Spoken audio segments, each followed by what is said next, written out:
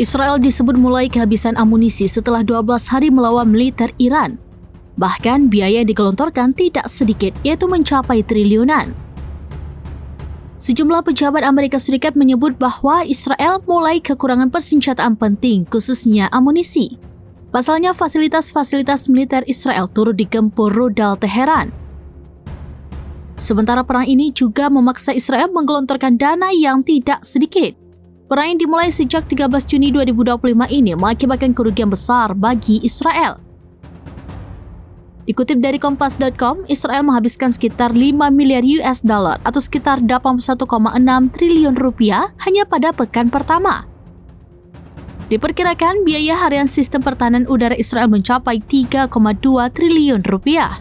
Kilang minyak Bazan yang terkena serangan diperkirakan mengalami kerugian hingga 3 juta US dollar per hari. Kerugian total diperkirakan mencapai 20 miliar US dollar. Sementara saat ini, sekitar 36.465 warga Israel mengajukan klaim kompensasi lantaran rumah mereka hancur. Biaya yang harus dikeluarkan pemerintah Israel pun diperkirakan tidak sedikit.